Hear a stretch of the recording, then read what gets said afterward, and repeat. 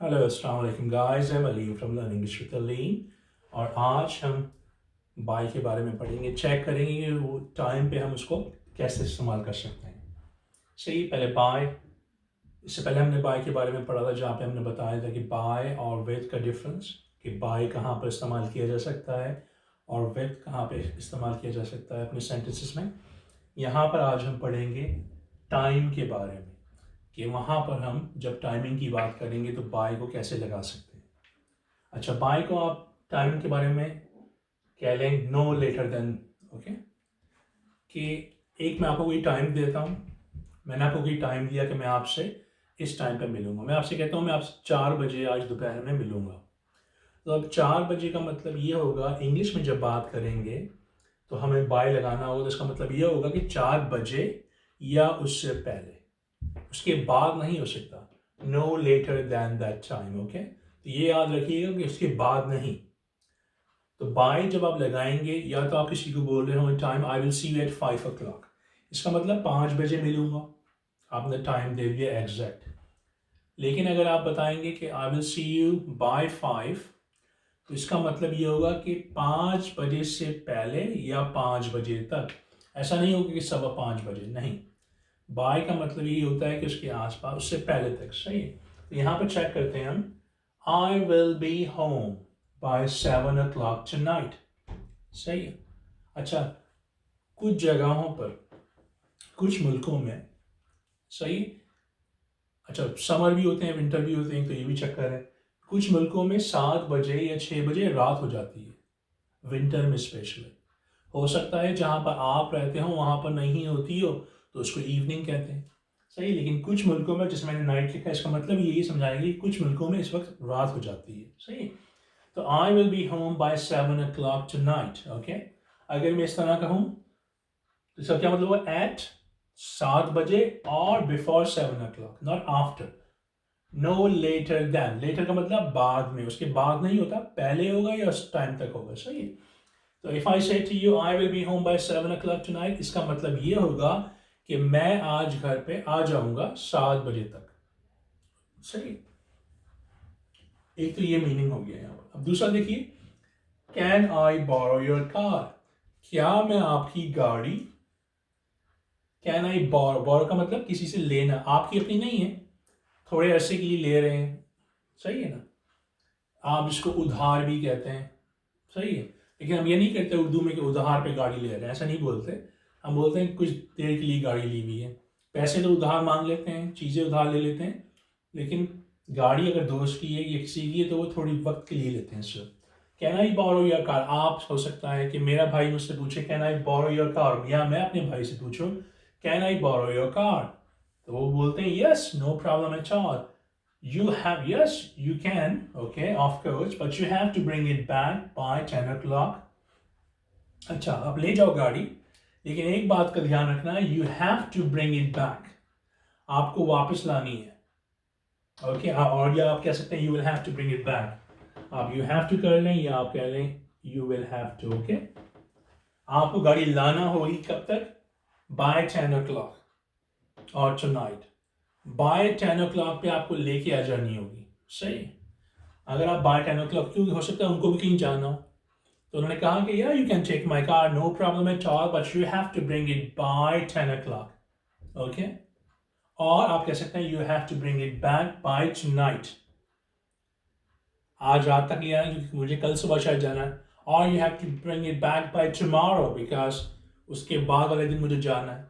तो किसी चीज़ के भी बारे में आप लगा सकते हैं, लेकिन बाय का मतलब उस वक्त तक चाहिए, उसके बाद मेरी ज़रूरत हो सकती है। जैसे कि आप मुझसे पूछें पैसे चाहिए हो, आप पूछें could you lend me some money please, तो मैं बोलूँगा कोई मसला नहीं है, but I need the money back by the end of this month, इस महीने के अख्ताम तक मुझे पैसे चाहिए होंगे, because I have to pay the rent to my landlord. So you can take the money, I have it now, आप ले सकते हैं, but make sure that you bring the money back to me by the end of this month, because आप लेके वापस आ जाएं इस महीने के आखिर तक। क्यों? क्योंकि मुझे नेक्स्ट महीने अपने लैंडलॉर्ड को किराया देना है। सही है, तो by the end of something, कि उस वक्त तक लेके आना है।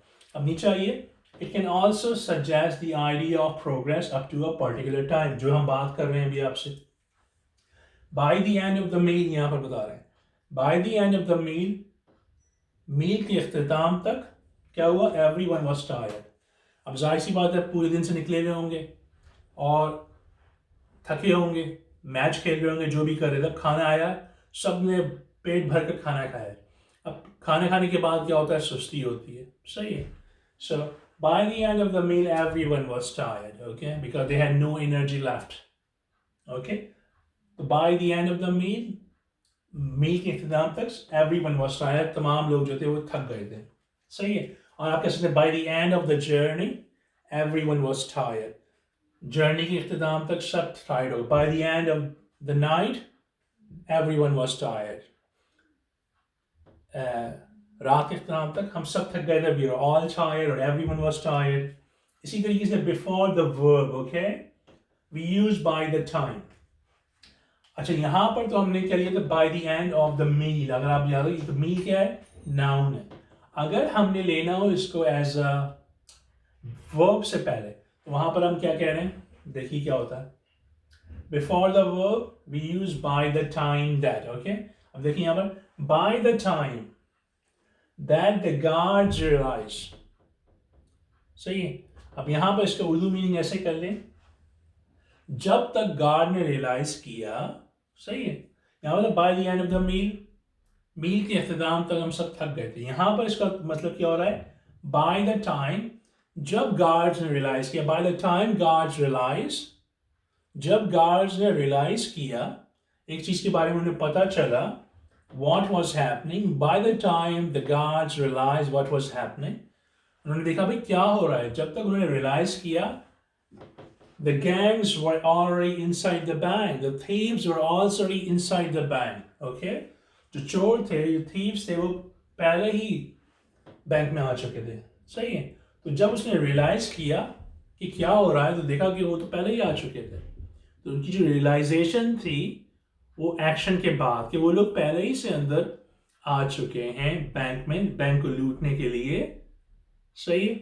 जब तक रियलाइज किया वो पहले ही आ चुके थे। By the time that the guards realise, okay, by the time that we realise the whole house was on fire, okay. तो इस तरीके से जब हमने रियलाइज किया तो पूरी चीज, by the time we realise, by the time we realized what was happening, the dog was already inside the house. कुत्ता पहले ही घर में आ चुका, जब हमने रियलाइज किया तो वो पहले आ चुका था, हम नहीं रुक सके। तो यहाँ पर थोड़ी सी इसकी डेफिनेशन है कि बाय टाइम को ज़्यादा इस्तेमाल करते हैं, किस तरीके से करेंगे, जब आपको किसी को बताना भाई इससे पहले ये काम हो जाए या इसके इख्तिताम तक, वैसे by the end of the meal, यहाँ पर बाय द टाइम दैट कोई रियलाइजेशन की बात हो रही थी, जैसे हमने बताया। तो ये चीज़ें हैं, इनको चेक कीजिए आप, और इसमें कोई समझ नहीं आई तो फिर वही रिक्वेस्ट है आपसे कि मुझे आप लोग कमेंट्स में लिख के भेज दीजिएगा अगर कोई इसमें चीज़ समझ नहीं आ रही हो, तो ताकि मैं इसको बेहतर तरीके से एक्सप्लेन करूँ इंशाल्लाह ताला, सही है। तब तक की इजाज़त दीजिए, ओके, अस्सलाम वालेकुम।